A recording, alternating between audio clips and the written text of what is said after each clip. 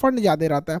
अब इसमें क्या होता था कि फंड में एक समस्या ये होती थी कि अगर कोई किसी को फंड देता था तो उसमें ब्लैक मनी बहुत ज़्यादा होता था। जैसे किसी के पास टैक्स का पैसा है, टैक्स नहीं दिया है, अब वो कैश ले जाके कहीं पे पार्टी में दे देता था, तो उसमें क्या होता था कि वो कैश का बहुत ट्रांजैक्शन ज़्यादा होने लगा। तो इसी को देखते हुए 2018 में इलेक्टोरल बॉन्ड लाया गया। इस इलेक्टोरल बॉन्ड के माध्यम से एसबीआई इलेक्टोरल बॉन्ड को जारी करती है। कोई भी व्यक्ति एसबीआई के कुछ फिक्स शाखाओं में जाके, ब्रांचेज में जाके इलेक्टोरल बॉन्ड खरीद सकता है। ये जो रसीद दिख रही है यही इलेक्टोरल बॉन्ड है। इस इलेक्टोरल बॉन्ड पे कुछ भी नहीं लिखा रहेगा कि कौन खरीदा है, किस पार्टी को देगा। जिसके पास ये आ गया, ये चलता फिरता डिमांड ड्राफ्ट की तरह है। यहाँ पर जैसे मोबाइल का रिचार्ज होता है ना, जो खुरुच लिया जिसके पास वो नंबर है, रिचार्ज करके निकल जाएगा, उसी तरह से ये भी था, एक तरह का कूपन था। जो खरीद लेगा इसको और राजनीतिक पार्टी को दे दीजिएगा, वो इसको कैश करा लेगा। किसके अकाउंट से आया, किसको गया, किसी को नहीं पता, बट एसबीआई को पता रहता था। यही था इलेक्टोरल बॉन्ड सिस्टम। इसमें इलेक्टोरल बॉन्ड जो थे, इसके यही हो गया आपका इलेक्टोरल बॉन्ड, यही एसबीआई ही जारी कर सकती थी। ये साल में हर 3 महीने पे जारी किया जाता था, 1 से 10 जनवरी के बीच में, 1 से 10 अप्रैल के बीच में, 1 से 10 जुलाई के बीच में, 1 से 10 अक्टूबर के बीच में। साल में हर 3-4 महीने पे 10-10 दिन के लिए इलेक्टोरल बॉन्ड के लिए खुलते थे शाखाएं एसबीआई में। कितने का इलेक्टोरल बॉन्ड ले सकते थे? 1000 का ले सकते थे, 10,000 का, 1 लाख का, 1 करोड़ का। अब जैसे किसी को 5 करोड़ का देना है तो 5 को बॉन्ड ले लेगा 1 करोड़ वाला, तो इस हिसाब से बॉन्ड ले सकता था।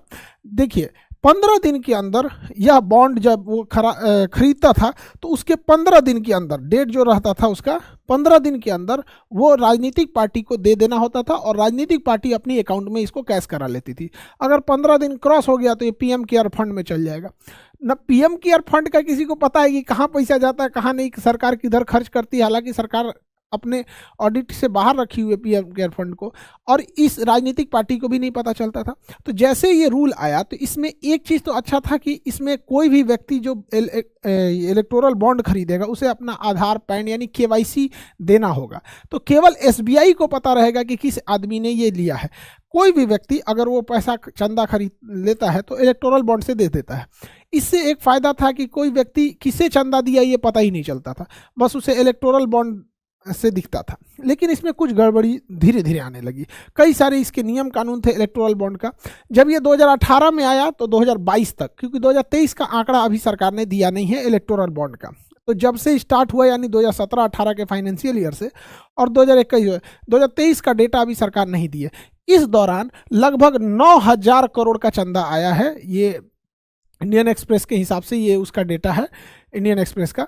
तो 9,000 करोड़ का जो टोटल फंडिंग आई इलेक्टोरल बॉन्ड से, जिसमें सबसे ज़्यादा फंडिंग बीजेपी की आई, अकेले लगभग 5,000 करोड़। सेकेंड नंबर पे कांग्रेस थी, उसको लगभग 1,000 करोड़ के आसपास, 952 के आसपास आई। तृणमूल कांग्रेस आई 700-750 करोड़ के आसपास। तो ये 3 सबसे बड़ी पार्टियां थी। हालांकि अगर आप देखेंगे तो किसी भी समय में रूलिंग गवर्नमेंट को सबसे ज़्यादा चंदा मिलता है। एक समय था 2004 से 2014 के बीच में सबसे ज़्यादा चंदा कांग्रेस को मिला था। तो कहीं पे भी ये होता है, ये रूल रेगुलेशन, मतलब एक तरह का समझिए ट्रेंड है कि कहीं पे भी फंडिंग जो होती है वो रूलिंग गवर्नमेंट को मिलती है। जैसे अभी के टाइम पे रूलिंग गवर्नमेंट में बीजेपी, इसको चंदा ज़्यादा मिला है। एक समय अगर कोई और पार्टी रूलिंग में आएगी तो उसे भी मिलेगा। लेकिन ये इतना पैसा इनके पास 5,000 करोड़, 950 करोड़, 750 करोड़, 650 करोड़, तो इतने पैसे किसने दिया ये कोई नहीं जान सकता था। और इन पार्टियों ने भी इस संशोधन का कोई विरोध नहीं किया क्योंकि सबको मिल रहा था। लेकिन उर्जित आर पटेल जो आरबीआई के गवर्नर थे, उन्होंने कहा था कि इससे ये एक तरह का समझ जाइए कि इससे ना मनी लॉन्ड्रिंग की समस्या उत्पन्न हो जाएगी। तो ये आरबीआई का कथन था, रिजर्व बैंक ऑफ इंडिया का। यहाँ पे एडीआर एक संगठन है, एसोसिएशन फॉर डेमोक्रेटिक रिफॉर्म। ये चुनाव में किस तरह से पारदर्शिता ला जाए उस पर यह काम करती है। उसने एक केस कर दिया सुप्रीम कोर्ट में कि इसकी गहन जांच हो जाए। वहीं निर्वाचन आयोग का भी कहना था कि इससे पारदर्शिता की कमी हो रही है, जनता को पता ही नहीं चल रहा है कि किस कंपनी ने किसे पैसा दिया। कई बार आरोप लगता है सरकार के ऊपर, हर सरकारों के ऊपर लगता है कि वो किसी एक कंपनी को प्रॉफिट दे रही है। तो कहीं ऐसा तो नहीं है कि उस कंपनी ने ज़्यादा चंदा दिया है, 10 रुपया चंदा दे के 10,000 का काम करा ले, क्योंकि सरकार अपने जेब से तो कोई काम करती नहीं हो, तो देश का पैसा होता है यहाँ पर। तो इसी के लिए सुप्रीम कोर्ट में एक लंबी बहस चली थी और सुप्रीम कोर्ट में एडीआर यहाँ पे प्रशांत भूषण और कपिल सिब्बल, ये सुप्रीम कोर्ट के बहुत सीनियर जज हैं। अमूमन देखेंगे कि गवर्नमेंट के जो भी केसेस वगैरह होते हैं वहाँ पे काफ़ी मतलब संवैधानिक मतलब जो कोर्ट में है, काफ़ी गवर्नमेंट के क्रिटिक भी रहे हैं ये लोग। तो एक लंबा केस चला यहाँ पर सुप्रीम कोर्ट में, और सुप्रीम कोर्ट के सामने दलीलें रखी गई कि आखिर इस इलेक्टोरल बॉन्ड से क्या क्या लॉसेज होते रहे थे। तो देखिए इसमें कुछ खामियां थी जिसे सुप्रीम कोर्ट ने समझा। इलेक्टोरल बॉन्ड में जो कंपनियां पहले क्या थी कि आप चंदा तभी दे सकते हैं, आपका जितना प्रॉफिट है उसके 7.5% से ज़्यादा आप चंदा नहीं दे सकते हैं। और हकीकत भी है कि भैया 7.5% कोई भी अपने प्रॉफिट का एक राजनीतिक पार्टी को चंदा दे दे, इससे ज़्यादा क्यों देगा। लेकिन इसमें कह दिया गया नहीं, आपको जितना मन है वो दे देना है। तो एक ये गड़बड़ थी कि भैया इतना काहे चंदा देंगे आप। दूसरा कि रेवेन्यू मतलब होता है कि टोटल आपने कितना सेल कर दिया, वो आपका प्रॉफिट नहीं होता है। रेवेन्यू जैसे कोई सब्जी वाला 100 रुपये बेचा तो 100 रुपये उसका रेवेन्यू है, 100 रुपये उसका प्रॉफिट नहीं है। तो पहले ये था कि रेवेन्यू का 10% ही आप चंदा दे सकते थे, इसमें कह दिया गया नहीं जितना मन दे दीजिए यहाँ पे। तो यहाँ तक तो समझ में आता है कि भैया हाँ प्रॉफिट में है, रेवेन्यू में है तो चंदा दे रहे हैं। हद तब हो गया जब इलेक्टोरल बॉन्ड के माध्यम से लॉस मेकिंग कंपनी भी चंदा देने लगी।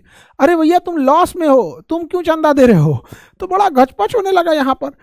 तो गवर्नमेंट इस जब सुप्रीम कोर्ट के सामने ये बात रखी गई तो सुप्रीम कोर्ट ने इस पर बहुत सख्त टिप्पणी किया था यहाँ पर। इसके अलावा एक और चीज़ था कि पहले भारत में कोई भी विदेश से चंदा नहीं दे सकता था।